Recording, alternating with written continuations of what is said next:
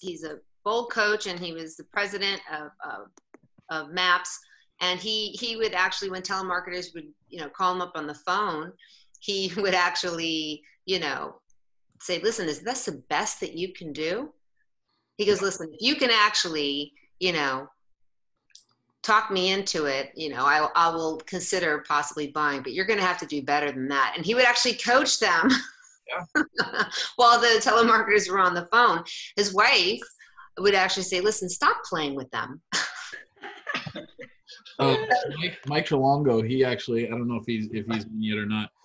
He actually did something like that about 2 years ago. And he, like Eddie said, he recruited him to Keller Williams. He recruited him to real estate. He's like, you're doing a great job as a realtor. Stop hating your job, and you can do so much. So if you focus so much, you'll be able to be great in this business. Yeah, the guy told me, he said he hates his job. He's got 2 weeks, and then he's figuring out where to go. Because I said, you're doing this with no energy. Why are you doing this? Yep. And he says, actually, I hate my job. I says, cool. I says, you have talent, you have ability. Go over to the local Keller Williams office, talk to their team leader. And that's awesome. And love your job. Right?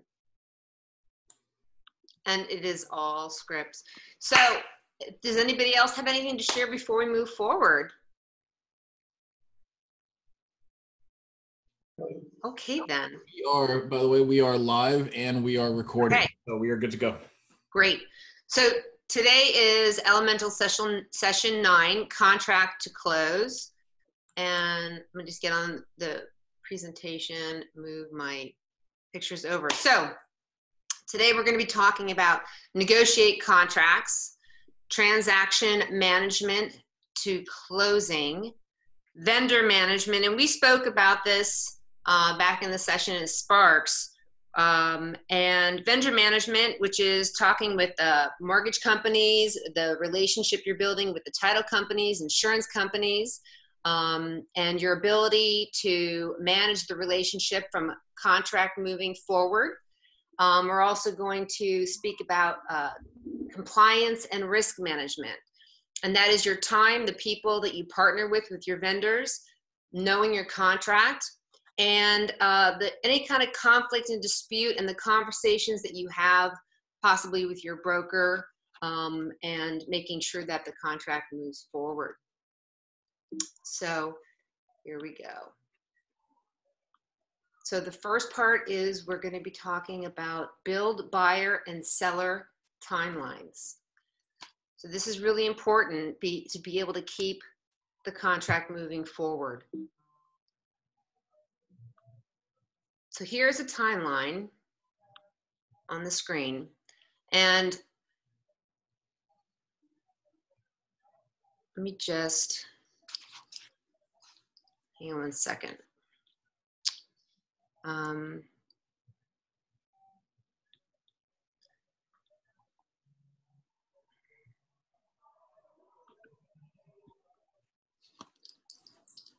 So first you have to obviously execute the contract, and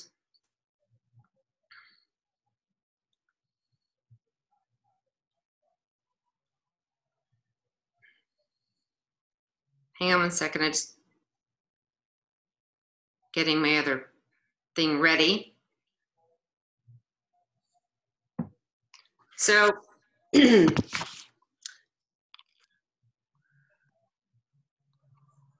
sorry for the technical difficulties, guys. Okay, so on here you want to build a timeline, and when you're building a timeline, you're adding the milestones for your, your local market. Every area does closings in a different way. So depending on if you're in Palm Beach or if you're in Broward County, and depending on if you're closing with a Keller Williams agent or, the title company in your own, if you're closing with, let's say, Title Alliance, everyone's going to close differently. So together you will build a timeline for every step that needs to be taken between the time the property goes under contract and the time that it closes. Some common milestones are shown, but together you'll add each milestone or deadline in the process. So first you'll start with a timeline of actions that you would need to take a buyer's agent. So as you can see, you have, you'll execute the contract, you're working with the lender, you'll have the home inspection, possibly a home, you're definitely going to want the home insurance, and possibly you will have a home warranty involved. And then you'll go straight to close. There are different steps that will go in between all of these timelines, and there are certain things that have to happen in between that. And so you want to make sure that the contract, you have the dates involved with it as well. So it's really important that you are following a timeline, because certain actions could be deposits, could be addendums that have to be signed, and you want to make sure that you are communicating with all the individuals in between these timelines so that all the actions happen. What's really important during the timeline is that you don't want to assume that each person is going to be doing what they're doing, because sometimes they're doing a lot of different deals as well. And you want to make sure that the deal is moving forward, and that's the customer experience and service that you're providing for your client or customer. Does that make sense? Yes. Okay. So having that timeline is really, really important.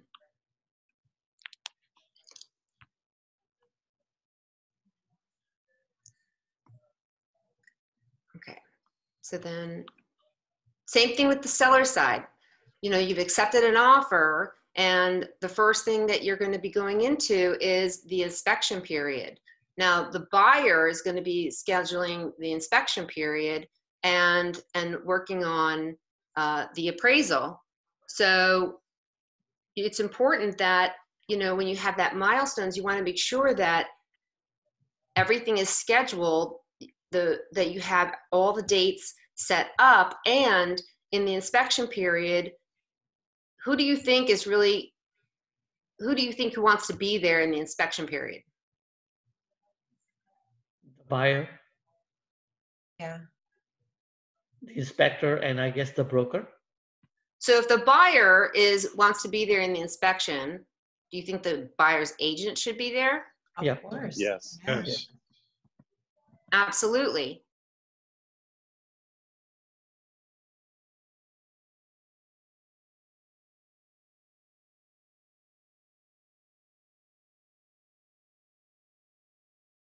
Here, what could possibly happen? A lot. Like, what does that mean? Meaning it's not good to communicate the issues with the house with the listing agent, because he's representing the seller. So the best person to talk to about issues, if there are any, should be to the selling agent. To the buyer, yeah. It should always be realtor to Buyer. realtor. Yeah. Client to realtor, realtor to realtor. So is that possibly a risk management in that area, that things can come up, Yeah. Yes. Oh, yes. Absolutely. Yeah. right? So if your buyer is going to be there at the inspection, because the buyer is paying for the inspection, as an agent, that is your responsibility as well. Absolutely. During the appraisal, as the listing agent, what do you think might be some of the responsibilities that you could provide for the seller? Making sure the home looks as nice as possible. Okay. Make sure that anything that can bring down the price of the home. Comps for sure. Comps for sure. Yeah. To the appraiser.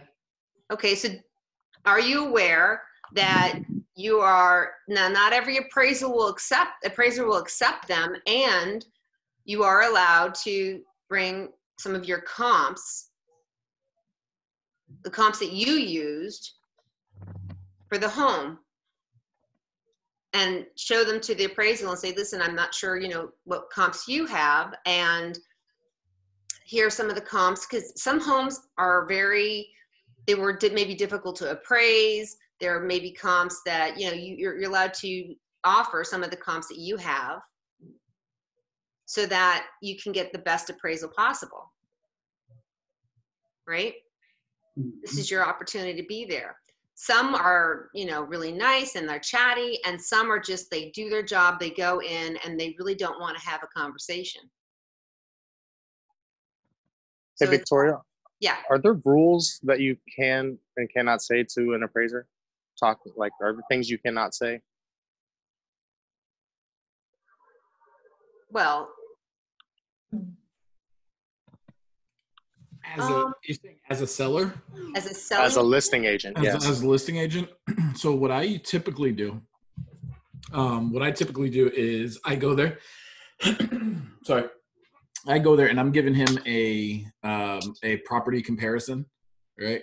Which is like a property feature list of everything that's special about this house that he may miss or something like that. Remember, as a seller's agent, we're trying to make it appraise as high as possible. All right, we want to appraise at the sale price. So I'm also providing a couple comps in there and so forth. When he's there, we should be there for that, right? Now, after the fact, if you don't like the appraisal, I've reached out to the appraiser after the fact, after they come up with their report, and to try to dispute a couple things. And I've actually received a telephone call saying, if you call me one more time, that I'm going to be reporting you for tampering. Okay. So after the fact, once the report comes out, I mean, I was fighting for my client, but once the report comes out, it's, you know, if you're going to dispute it, go through the proper channels. Don't go to the appraiser himself, though. Got it. and I don't believe you can disclose things if you have a single agent relationship with the client. You can't disclose things that are fiduciary with the client. You know, it's really just about the property itself. Correct. Right? And the comps that you're pertaining to the property. Got it. Thank you, guys. Right. So that's on the appraisal. And then, like I said, there's stuff between there's items that will be from the appraisal process to the close that will, you know, making sure that the seller has their, you know, that they've spoken, you know, they may or may not use the title company that the buyer is using for their closing documents. If they're not using the same title company, using their own lawyer, or that their closing documents are being completed, that they have, that they're preparing to, you know, get ready to, you know, move out, that they have their things set up to get ready for close. So there's that process and timeline. So between the appraisal and the closing, there is several items and timeline items that have to get done. So there, between the line here of appraisal and close, there are several steps and dates that you want to get ready. Have they notified, you know, FPL? Have they, you know, got the moving company set up? Where are they going to? So there are several steps. So it's important to have it set up so that you are, you know, setting them up for success and moving towards closing as well. So that's important there. So plot communication points. So how many different people do you think are involved in a closing? The buyer, the seller, the title closer, the bank, Attorneys. Could be attorneys, right? Mm-hmm. And the two brokers. Escrow company, if a separate one. So yes, you may have the escrow somewhere else, the deposit. You have a title company, right, who might be holding on to the balance of the money. So that's important. So if you, let's say you're closing in Palm Beach, or you could be closing anywhere really, and you have the initial deposit, let's say held in your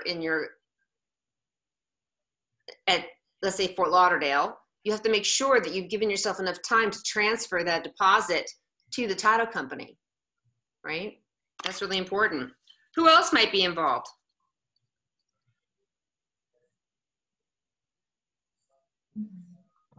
The two brokers, the listing and the selling broker.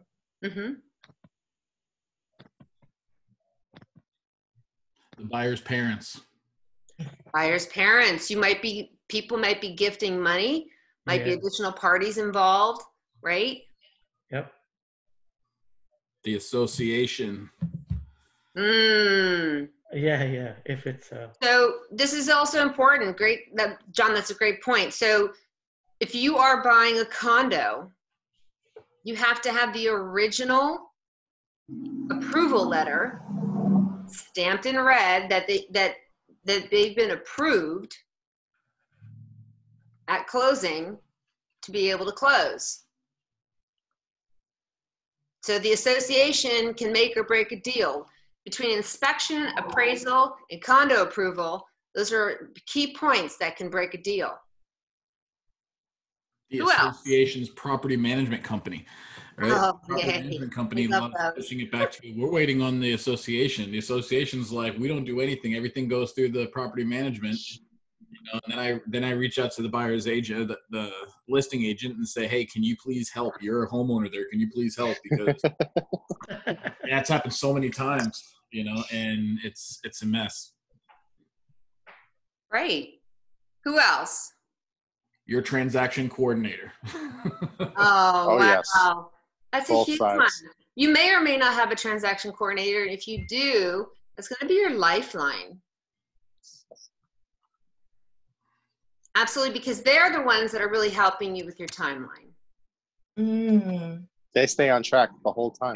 Yes, if you don't have a transaction coordinator, you are the transaction coordinator.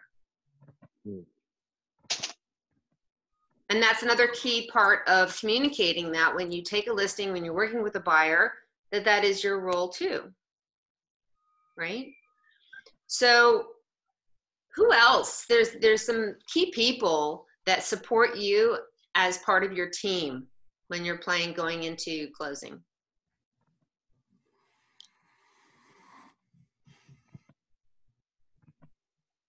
I mean, your coaches? Yeah, your coaches? Yeah. How They're about helping your you. MCA? Oh Yeah. yeah, because in case if you hit a kink, or something, time to strategize and let's get our mind together. What's going on, Compliance. Yeah, Right? They're all part of your closing process, making sure that your file is verified, making sure that the deal, that you have all your documents. Right? There's several documents that you have to have part of your file and that they're signed, fully executed. John, how many times have you missed a signature on something and it's not completely executed? Yeah. Just an initial. Yep. We rely on compliance to make sure that things are completely verified. Page 4 of the seller's disclosure. Right. Right. There's one that's the one page that everyone always seems to miss. Mm-hmm. Or the last page of the contract. It's the bottom initial. Blank form. It's just there's nothing to report here. Draw a line through here, but you still have to sign it. And compliance used to get me in that one all the time. The one that I see the most is the lead paint disclosure. For some reason, the agents always miss their signature. They get everybody else's, but their own. That's a big one. Yeah. So these are just key things to remember who the players are, because there's several people to manage along the way. And that's also a value proposition when you're taking a listing, when you're working with a buyer, that there's a lot of people involved in this process. So Victoria, I used to tell my students, I used to say, make sure your paperwork is complete 2 days before the closing, because if you want to get paid the same day or the following day and you like money, make sure MCA gets everything from you. And I would even take it further, do it a week out. Just, cross your T's and dot your I's. Yep. So absolutely. So definitely look at your timeline and determine who they need to communicate with at each step, who is involved with making sure each step gets done. Then they will add every time they need to communicate with someone to their timeline, whether they need to communicate with their client, a vendor, an attorney, the lender. For example, they need to contact their co-broker or their home inspector to get the home inspection report. Now, it's important that, you know, when it comes to the home inspection report, that's the property of the buyer. And when it comes to sharing the report, the buyer doesn't have to necessarily share the report. They can share just the portion that they're negotiating, right? It's not necessarily that the listing agent may ask for the whole report, and yet the buyer may say, I don't want to share the whole report. I paid for it. And yet they can just share the portion that they, like I said, they're negotiating. Mm-hmm. So plot the documents on your timeline. So the documents are important too. So obviously when you're talking about the documents, there are multiple documents involved, but there are documents that need to be filled out or submitted to the various parties so that they can do their part. You need to know who needs what documents and when they need the documents. So you get a sales contract and it's fully executed. An important thing I always like to add when you have a fully executed contract is that you communicate with the co-broke that you have an executed effective date. Why do you think I say that? How important that is? Because that's when your timeline starts. Exactly. And sometimes might be a confusion on when the effective date is, depending on when it was communicated. So to communicate that in an email and have that in writing that, today, April 23rd is our effective date and all dates will follow, because that creates your timeline. So that's really important that you have everything goes in part from there. And when you're doing all the documents, let's talk about what documents may be involved. So in your sales contract on page, I believe it's 11, is where all your addendas are. And on there it will tell you all the documents that have to be included with your contract. So if you have the homeowner's disclosure, the condo disclosure, whether you're doing a lead-based paint, whether you're doing the seller's disclosures, you're going to need the wire fraud. You're going to have a list of documents that have to be in there, not to mention that the Keller Williams, could be Coral Springs or Fort Lauderdale or Aventura, the other additional paperwork that has to be, disclosures that have to be included with it. Now, such as? So for example, wire fraud. If you're with title, if you're using title, there is a title alliance disclosure. And that you're only having the party that you represent sign that. Okay. If you have, you may include a buyer's disclosure if you're representing the buyer. You also may have just a blank addendum. So for example, there might have been an inspection period. And during the contract, you realized as you were getting close, the negotiations were getting tough, and you realized you were not going to make the deadline for the inspection period. And you need to write an extension. So on the whole, and John and Mike and Eddie, you may have a different take on this.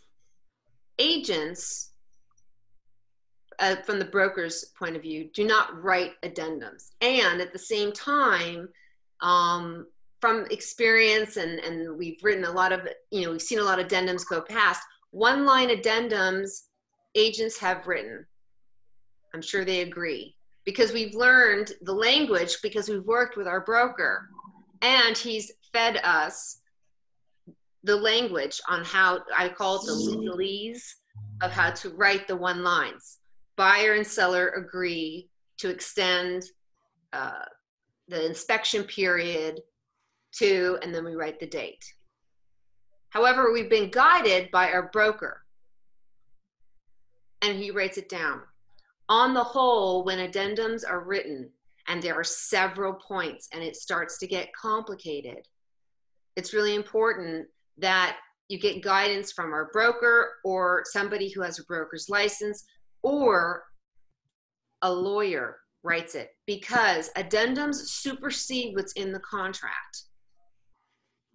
And so it's very important that any addendums you put on the contract, the homeowners association, the condo disclosure, everything supersedes what's in the contract, and everything is legal.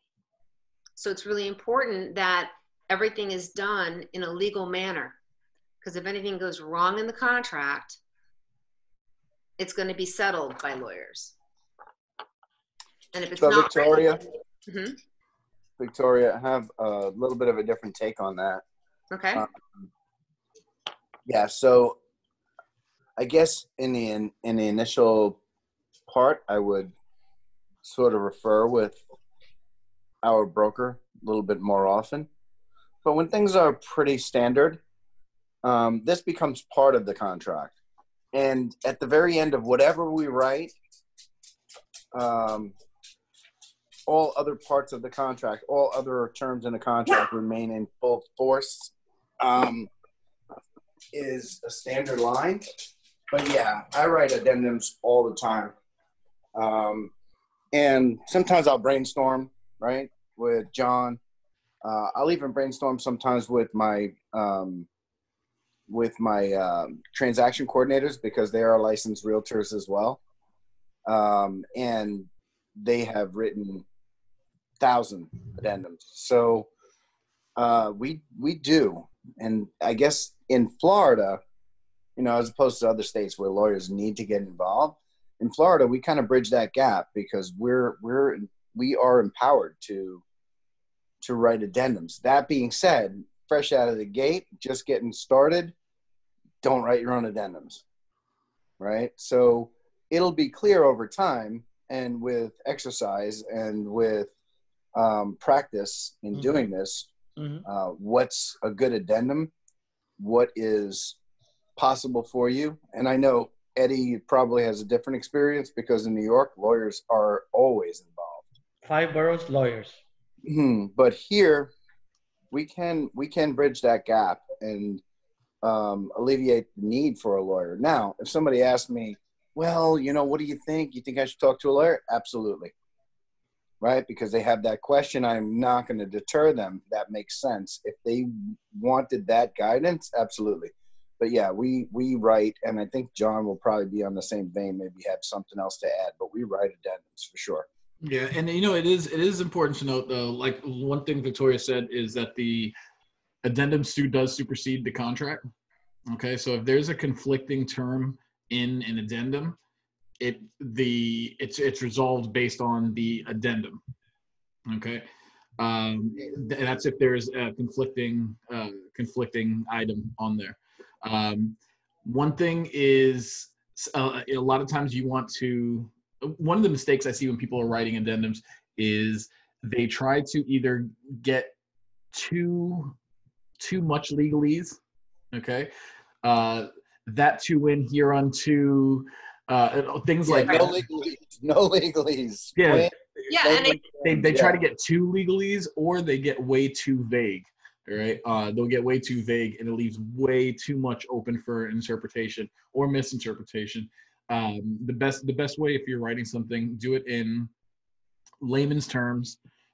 Buyer and seller agreed to credit $5,000 at closing towards buyer's closing costs. Buyer and seller agree that closing date shall be pushed back to, or be moved to September 30th or whatever. just speak normal speak, right? But like I said, it does supersede, and just those are the two biggest mistakes I see. They either overcomplicate it or it's way too vague and I forget the word I'm trying to come up with, but it's way too vague.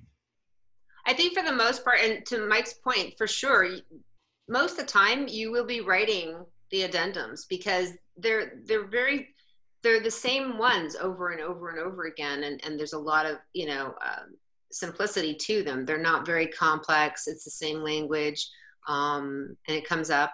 And I've written most of my addendums myself. There's only been a few things where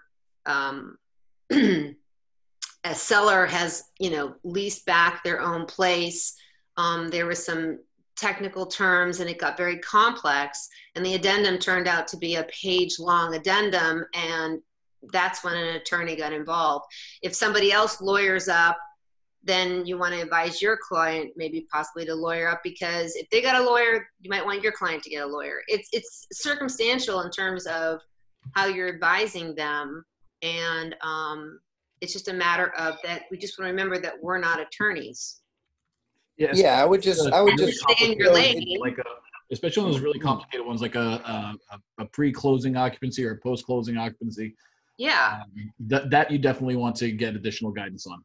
Right. And I think that for the most part, as Mike said, he's brainstorming with other people, and that's the most important thing. We all do. There's times I went to John O'Flaherty, who is a top agent in our office, and I know he has great addendums, and I'll be like, John, what's your take on this? So brainstorming is a great way to get other people to, help you if you've never written an addendum before, and then I used to keep like a file on addendums that I've written. So I would pull it up and I would just have the wording right there, so I didn't have to rethink it. Yeah, and these are simple addendums. I mean, that's a good point, that when you're getting into serious stuff. But, when you're talking about buyer and seller agree that seller will credit $500 towards the roof repairs that were found in the inspection. These are simple things. All other items in terms in the contract remain in full force and effect. That's a simple addendum, right? And these are repairs. These are credits, seller credits. Buyer and seller agree that seller will credit $4,000 towards closing costs and fees. Mm-hmm. And also be mindful.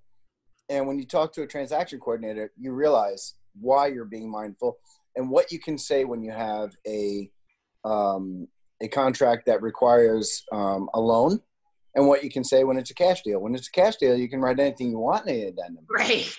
When it's a loan, you don't want to say this is for repairs to the roof, because the lender is now going, wait a minute, there's a problem with the roof, mm-hmm. right? So yeah, with a lender involved, you're going to say this is $3,000 towards closing costs and fees, right? So you've got to be careful with your wording, because somebody else ultimately is going to be reading that, and the success of your contract depends on what you write in there. So it's not something to just kind of wade out into. You want to confer with other professionals, and definitely use sounding boards that are trusted, that you can. Don't think that a lender is going to, give you the heads up on that. It could happen on a deal that someone put in repairs and it set the deal back because the lender wanted the repairs to be done. Yeah. And then you have to get the repairs done. It set the deal back like a couple months, and the buyer freaked out. It causes all these problems. So it's really important to ask for help and to know what to say on these addendums, because they definitely change everything on the contract. Yeah, definitely, until you've kind of got a lot of experience under your belt.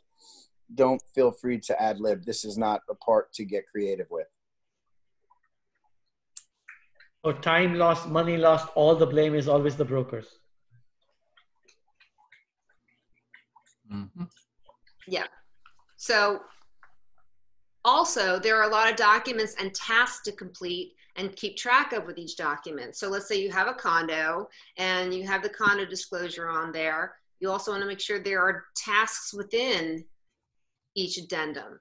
So you have, you got to make sure you get the condo docs and all the financials and everything to them, because they have a window of time once they've seen that information to be able to withdraw from the contract. And that's a different timeline within the 15, or 10 days of inspection. There might be something in those documents that say, well, you can't rent out the unit for 2 years, or it could have something in their bylaws that the buyer didn't know. And if that 3-day window starts from the time that they receive the documents. So that's also very important. You have to be able to follow all that time, and that's tracking too. So it's, then you have to make sure that, even though you're just signing the lead-based paint, have you really provided them with the pamphlet? Have you really, a lot of people just fill out the documents, but they're really not providing the client with the information that they're supposed to. So you want to just keep track and ensure that everything is meeting the deadlines, that you have that time tracker. Okay. Sorry, excuse me. I have a question. Mm-hmm. Is there a checklist, like for us new agents, like from once offer gets accepted, that it has like the checklist, from offer acceptance to close? That is a great question. We are going to be going forward. In Command, you have in Opportunities the different phases that a deal goes through, and then you have the stages. Within the stages, your opportunity card of that deal has a checklist, and I'm going to demonstrate how you can actually customize your stages the way you actually perform your opportunity, which is your transaction, and how you can customize your checklist within each opportunity card. And I'm going to demonstrate that today. Okay. Also, you can just create, and also when you have your, when you in DocuSign, you will have the folder of all the documents we've created in DocuSign, folders of all the documents you need when you're doing a sale contract. There is a document which tells you all the documents you have to have that are completely required, and then documents that you may need depending on if it is a lead-based paint. Sometimes it depends on if if it's a condominium, you may need, the condo disclosure. So that's in DocuSign, the folder when you actually go into a sale, right? So that's the folders that are there. So there's 2 areas that you have that checklist. Okay. So we'll be going into that soon. Absolutely. Great. Thanks. Does anybody else have any questions before I move on? Okay. Nope. Great. So where's my mouse? Here we go. So now we're going to go into best practices for managing the deal. So now that we have a detailed picture of what needs to happen and when, you need to know when the deal is vulnerable and how to protect it and get it to the closing table. So I had, protecting it and knowing how to get it to the closing table is really important. And sometimes you have to protect it in a way that it is actually, sometimes it doesn't close. And I had a deal where I was working with an ALC member in Aventura. We had a closing, or we were in a contract with a buyer, and they were buying in Hollandale. And Hollandale has a lot of self-managed buildings. So they're all the same, community of buildings. However, they're self-managed, which was very risky. And they are not very transparent. They have this way of kind of monopolizing on their condo docs, and they really don't, everyone has like their own set of rules. So the buyer it was very risky for the buyer. She was an elderly woman buying a condo for her son. She wanted to make sure that he had something that he owned when she passed away. She lived in Century Village. And we had to make a judgment call in terms of the risk involved in the purchase. And we entered into a contract, and during the inspection period, it was everything that could go wrong did go wrong. And at that moment, we had to pull her out of the deal. At that time, she was grateful and yet very trepidatious about moving forward. And I think when you're at that point, you know, that's where you want to stay kind of not attached to the outcome, right? As an agent, you want to be involved in the outcome of the buyer. And that's when you're talking about best practices for managing the deal, because we knew we would find her something, and yet you also want to make sure that you know how to get somebody to a closing table. So we were getting her into the next deal, which was not far from that point. It was still another risky deal, just over in Aventura. The difference were the players. So the players were another building who were, I guess it was during the fallout of the crash in 2007 to 2009, they wanted 20% down. They wanted 6 months worth of their maintenance, so that they had at least, because of what had happened during the crash, they wanted to make sure that they had monies from the buyers who were buying in, because people who had defaulted. The difference is that they had a stronger management who communicated with the buyer to make her feel safe, as opposed to the other risky investment. They were non-communicative. They would not even meet with us. So it's a matter of, she was willing to still, because of the price range she was in, those were her only options, were very risky investments. That deal closed, and it was a success in getting her closed with the people we were dealing with. So the best practices is who are you in business with, right? Tough deals can be tough deals, and making sure that you're in business with great people, right? And not being afraid to necessarily pull out in the best interest of your client or customer. Does that make sense? Yep, it does. So you just have to always, you know, be in that mindset. And just wanted to kind of share that story with you. So we're going to talk about best practices and risk avoidance. So looking at the timelines, where is the deal at risk of falling apart? Usually after the inspection. During the inspection as During well. the inspection. I would say during the inspection, yeah. During the inspection, yeah. That's one time, right? Appraisal. Yeah, appraisal. So you got the inspection. Well, what other times? That I would say there's sometimes before the inspection too. Contract negotiating. Yeah. Or even when a person does not qualify for the loan. I've heard of that situation happening. What about the first escrow payment? First what? First escrow deposit. It's just part of the contract negotiating. Negotiating. Okay. Where else?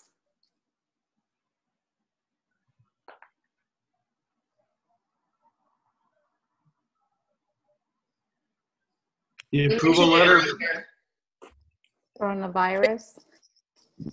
Changing the dates, closing date or extension on loan commitment dates. So if it's a condo, Submitting condo docs.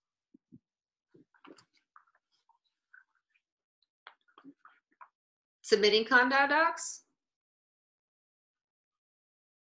You have to fill out that app, right, for approval for the condo for them to actually approve you to actually even buy the place. So the condo approval, right? Right, the application for the condo. So I'm just going to chime in here. Mm-hmm. You need to know your deal. Know what's important in the buyer's interest, in the seller's interest. If you're representing the seller buyer, know what people's responsibilities are to the contract and hold them to it. Because people are going to throw roadblocks and surprises at you all the time, right? So my last deal, they said, oh, you know, we are buying this house, and they were buying it cash. So they passed all contingencies, passed all of those things.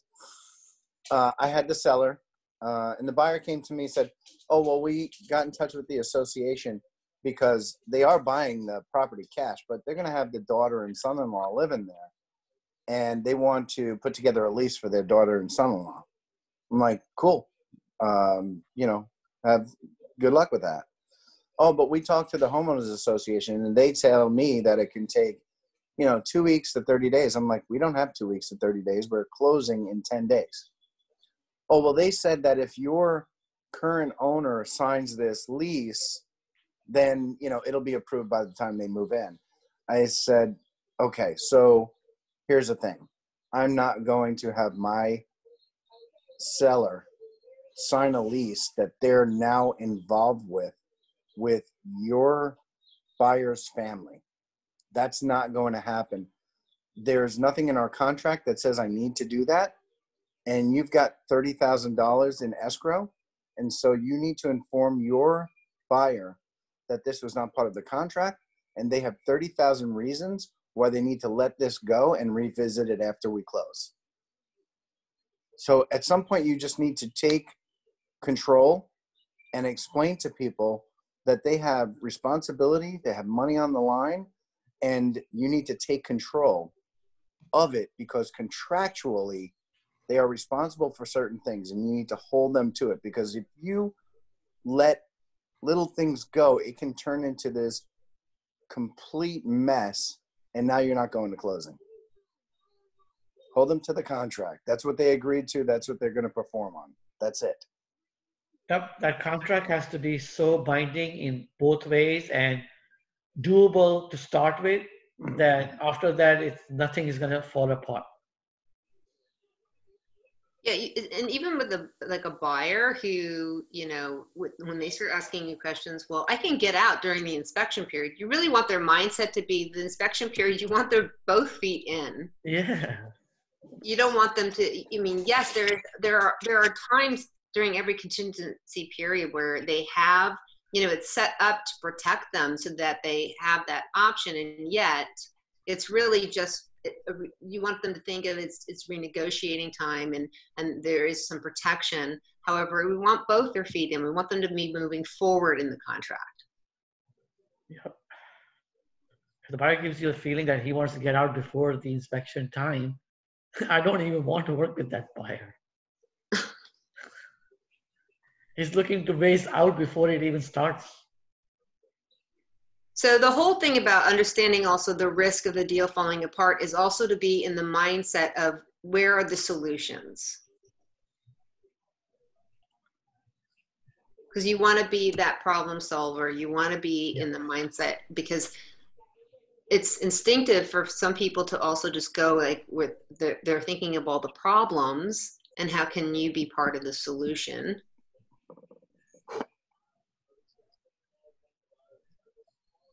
Right? So what are the best practices to keep the deal alive?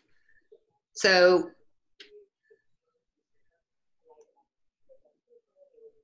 possible answers could be pricing the home reasonably in your listing or on your offer. Yeah, the price has to be very attractive for sure.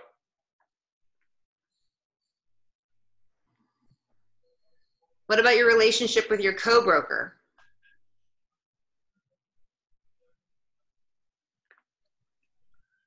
Yes, important. constant, regular, and steady communication is the key to having a good relationship with that person. Yep. And if you're staying in touch with them, you're not going to wind up finding surprises later. A good relationship there is going to be a key to a smooth deal. Right. And a great relationship there gives you opportunity to find out maybe they have some pain working at the broker that they're currently working at. So every time you're in a deal with somebody, you should be looking for opportunity to grow your profit share tree. Right, and it's that communication. You know, I've created like a timeline myself, a closing timeline in Excel, and I've shared that timeline with a co-broker, and they're like, "Wow, this is great." You know, be of contribution. Be the nice realtor. Be the one who's you know, working with them, as opposed to feel like they're like your adversary, right? Yep. Be the agent that people want to do business with. Yeah. Absolutely. Okay. Bless you, Cheryl. Thank you. Also, another one that's also helps keeps best practices of keeping a deal alive is the expectations, their client expectations about just the process, the closing process, the costs involved.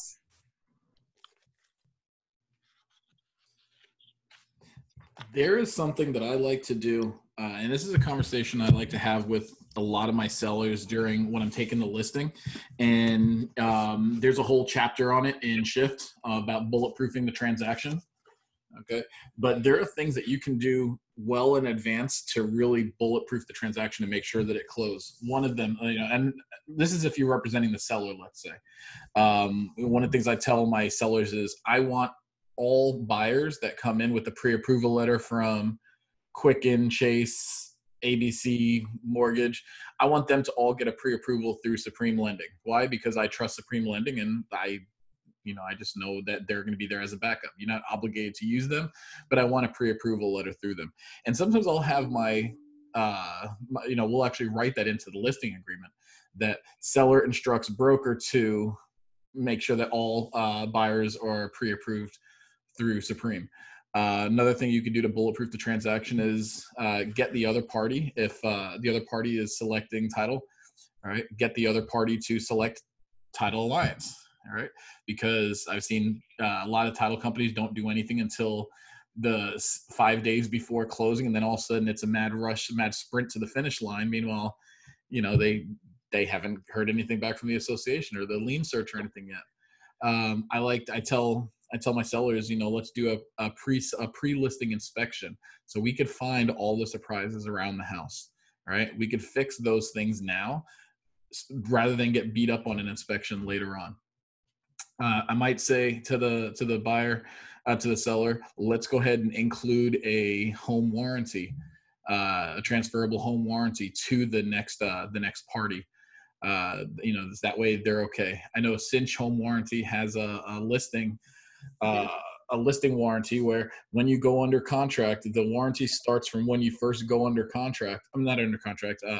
Go live on your listing, and let's say 2 weeks into your listing, there's the air conditioner goes out, right? Well, that's going to be covered through that warranty, and we'll prevent issues come the inspection time, right? And it's transferable. So there are things that you can do, right, well in advance, especially on the seller side, to, like I said, call it bulletproof the transaction if you want. But that's one of the things that I put as part of some of my value proposition. And I actually got this from, I completely forgot her name, but it's like you buy a certified pre-owned vehicle. Well, this is buying a certified pre-owned home. Okay. And that is a home that's already been fully inspected, a warranty, and even an appraisal. Appraisal is done before. Okay. That way, most deals fall through because of those 3 reasons. All right. So I have some of those things. And one of the things you could do in part of your value proposition for your sellers, you can say my commission is 6%, and for 7% even, right? And for 7%, these are the services I have, including the home warranty, the inspection, the appraisal, and all this stuff, and you cover that. Okay, and that's just part of your commission. All right, but make that part of your value proposition, and you do that by painting a future pain for your client, for the seller, and by showing him that most deals fall through because of the inspection, most deals fall through because of an appraisal, most deals fall through because the buyer's afraid of this, that, and the other. Let's have our title company run a pencil search of the area to see, are there any liens or there's anything that can come up, any clouds or encumbrances that can come up now. Let's get all these things taken care of up front. That way, when we do go under contract, we are almost certain with 98% certainty that this deal is going to make it to closing. All right. So there are definitely things you can do them in advance, but you have to have, I don't want to call it the foresight, but you just have to, you have to not just rely on that the winds are always going to blow in that one direction, because every once in a while you can get some winds that are going to blow the other way, and it could, completely change everything. So yeah, it is foresight, actually. Think about, you want to think about what all the bad things that can happen up front and just mitigate those. That's my rant. I'm sorry. No, John, I think it's important because it's not always the price of the contract. It's also, if you go to a store and and you're negotiating between one computer and the other, and if it's just the bang for your buck on the bells and the whistles sometimes, and if you could get one computer with the speakers and the stand and the other price of the house, and depending on what you can get with it, the more you can provide value on it. And the seller gets, with that home inspection from Kimberly Bernstein, the cinch, you can, the seller will be, still get that home warranty while they're in the house, while it's selling. It gets passed to the buyer. So they get that benefit as well. So it's something that buyers want, that security to know that they're getting that extra something too. Yeah, well, I had a situation with a buyer for my property, and they complained about the air conditioner was 10 years old and the water heater was 11 years old, and this, that, and the other, and they wanted $7,500 to move forward. And ultimately, I wound up giving them credits of $1,600, and I paid $395 for a home warranty from Cinch, and Kim helped me facilitate that. And so for less than $2,000, they were on their way buying their house. So it just gave them some peace of mind, but you've got to think, how can I solve this without it, and give them peace? Because at the end of the day, these items are working, they're performing to what they are. There's a number of years on that unit, but if it's still blowing cold and the water heater is still giving you hot water, if these items are still functioning, offer them a home warranty, right? I just replaced my water heater in my house, 20 years old. So does 10 years kill a water heater? No. So home warranty is an opportunity to save your seller money, or a way to negotiate for your buyer when you know that the seller's not moving. Hey, what about if you give us a home warranty?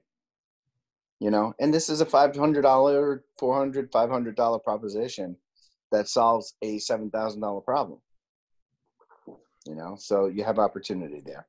I always think of it like buying, used cars. It's like giving them like a CPO. It's like giving them that opportunity to offer a buyer that the warranty. And if you were buying a used car, you would love it if that used car had a warranty on it. Would you not? Right? Yep. Yes. Absolutely you would, because you know that the car is used. You know that at some point something is going to, give up and everything, and knowing that it has a warranty gives you that sense of relief to know that if something goes wrong, I can get it fixed, right? Just a no-brainer.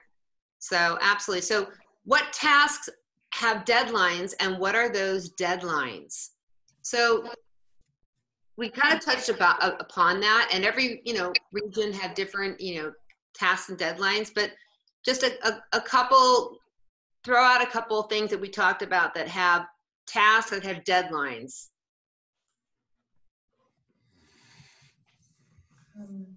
Definitely, inspections have a deadline, if I'm understanding this correctly. This is all like wonderful new language that I'm just like taking down, like, oh, okay. So I'm loving this. I do have a question, and this is going back to the appraiser. It may be a dumb question, but it's just in my head. If we don't like how the appraiser appraised the property or the pricing, can we get a second opinion? Or no, if it's just done with that appraiser, that's it, it's set in stone type of thing? So it's not set in stone. I'm sorry. I was going to jump in and answer that. It's not necessarily set in stone. You can challenge it. You can challenge the appraisal. You cannot get a second appraisal just because, well, you can get as many appraisals as you want, but the bank is only going to take the one that the bank ordered. The lowest or whatever. Not the lowest. It's just, they're going to take the one that they ordered. Mm-hmm. Okay. Yeah, they're going to take the one that they ordered. So, I believe Mike once had a second appraiser come in to get a second opinion on one that he thought was a really low one. What I've done in the past also is reach out to the appraisal management company, right? Mm-hmm. If I'm planning on disputing it, and if you're disputing an appraisal, they'll really only make changes if something was missed, if there's another comp that was missed or a feature that was left out of the appraisal. I've challenged several appraisals. I've had appraisals change. I know Mike had one. Mike, I think that was like a $20,000 bump you got on that one appraisal change you did, right? Wow. So I've challenged 5 and I've won 1, and I don't think that's a good rate of expectation for success on challenge and appraisals, because I think that would be extremely high. Mm-hmm. If you would say you would challenge and 20% you would win, because I don't believe that's the case. Realize that when you challenge an appraisal, you're asking somebody to put their hand up and say, yeah, we're not good at this. And this is their main business. So it's very difficult to challenge them. And when you do, you need to come with guns blazing, all of your I's dotted, T's crossed. The only reason why I think we won that is because, it was completely out of whack with the rest of the comps. And also there was a trainee involved in this equation. Yeah. So with all of those things as it was, we got the $20,000 back and wound up being able to move forward. Had we not done that, I don't know if my seller would have moved forward. So that was one instance. Now the other instance was completely out of whack. It was some credit union that my buyer chose to use over our preferred lender, and it was a nightmare using them in the first place.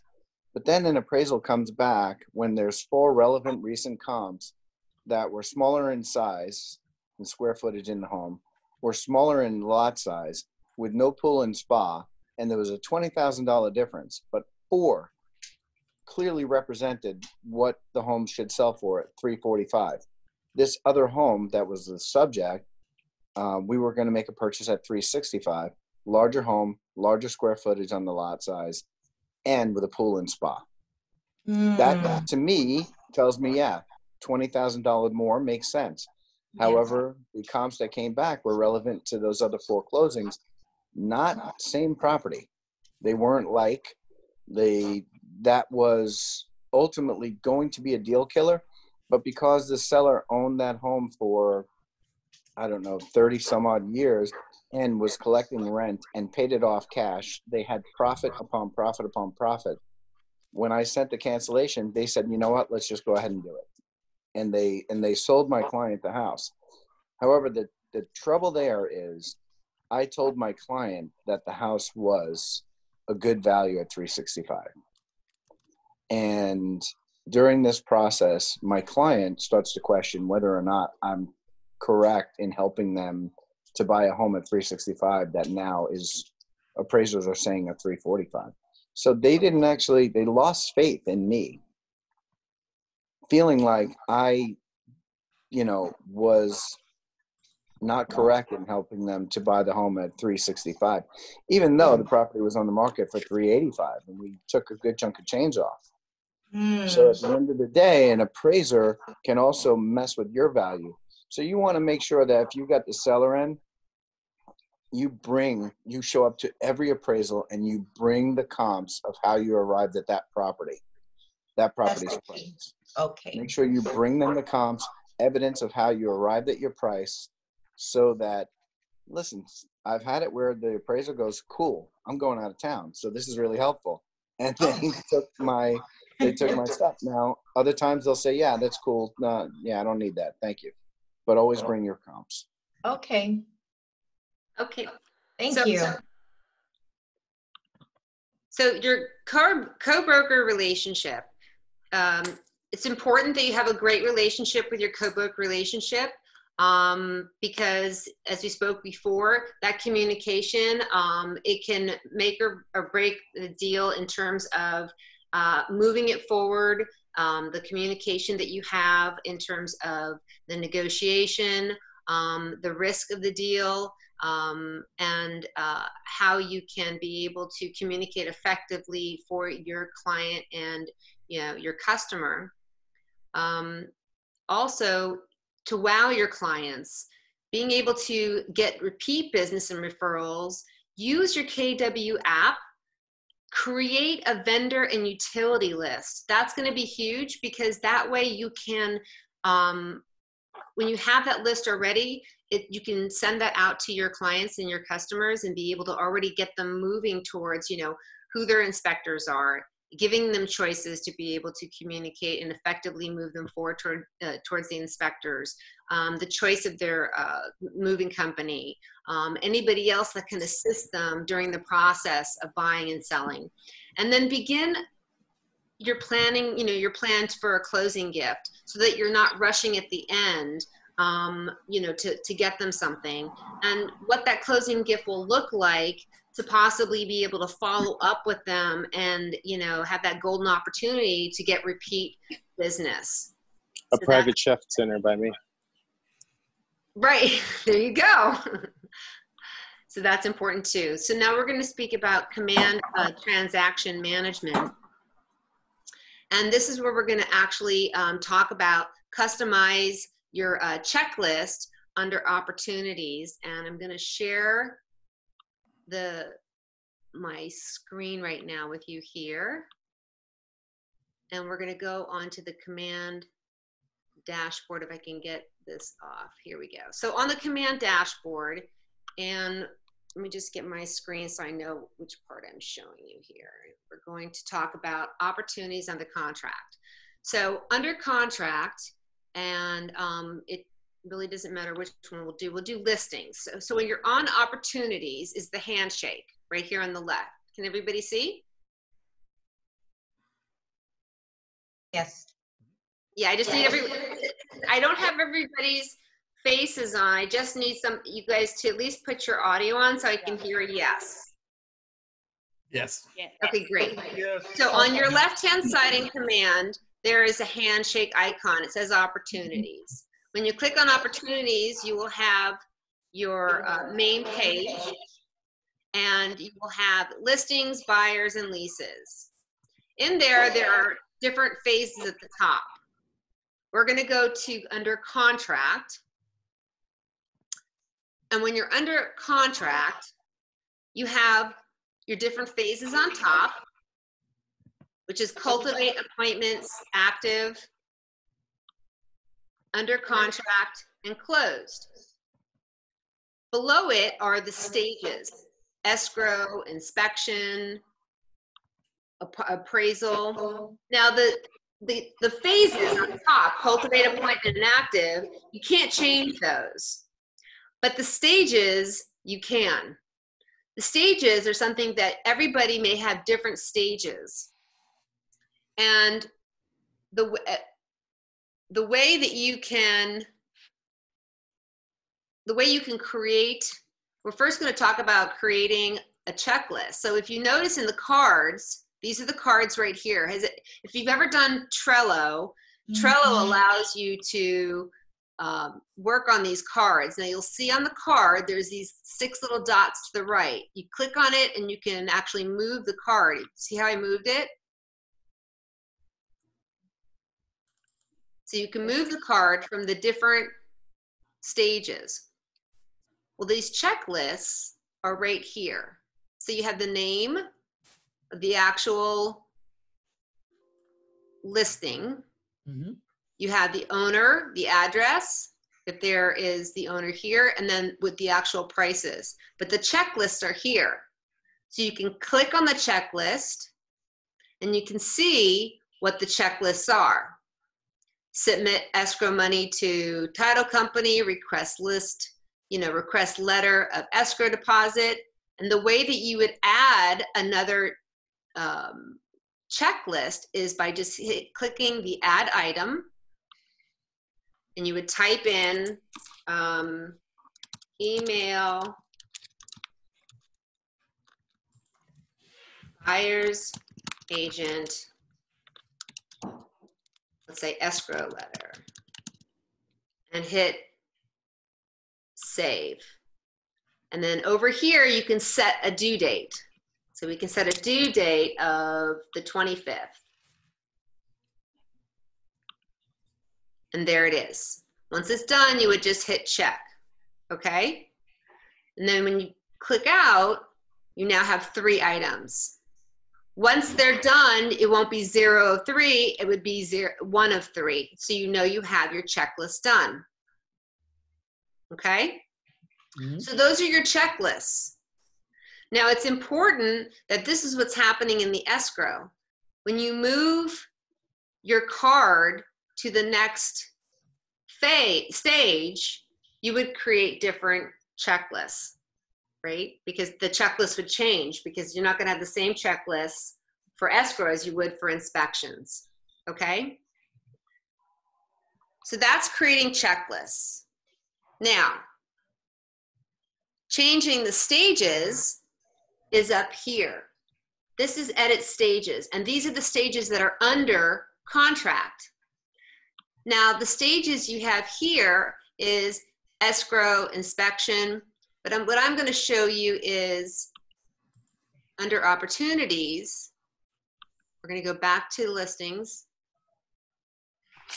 and we're going to look at active. So under active, right now you have, let's go back. Under listing, for active, you have staging, showing, negotiation, and legacy. Legacy is if you were to have imported from, let's say, Dot Loop, and you were going to be bringing something that was from a legacy from that, that's where you would store something there. So we're not really going to be paying attention to that right now. But staging, showing, and negotiations, well, everybody has maybe more or less things, and they want to actually just keep those 3. So you can actually change the staging, change the stages here to different, to add more. So for example, let's say you had a stage that was pre-listing or photography, enter in MLS, and you wanted to have more stages. You can go up here to the top of the screen and enter stages. And there's a probability by using this stage of how much closer you're going to get to under contract. So you add a stage by going to this button at the top, and let's say you want to do pre-listing, and you feel the probability is 50%, and you want to put the position as 1. So then you can enter it in, and now pre-listing is your first stage for active, okay? And then you might say, okay, well, I want to enter it in the MLS. And when I do that, that's going to be like 65% for me, and I want it to be the 3rd stage. Now, I'm going to delete staging because you know what? Or actually, I want to move it around. You can just edit it to a different position. Wait, I'm going to change it around I can just move it by dragging it to here. Do you see how I dragged it? So I just moved it by using the boxes here where it's up and down our arrows with the lines. I just moved it by just dragging it around back and forth. So now pre-listing, entering the MLS, staging, showing, and then negotiations. This is how you can change it. And when I go back, now I have 6 steps as opposed to the 3 that we had before. Does that make sense? Does everybody get that? Yep. That way you can, everybody's different stages will be different. So now I'm going to go back to our PowerPoint. Hang on, because I'm manipulating the picture. It's hard. Okay, here we go. So the consumer guide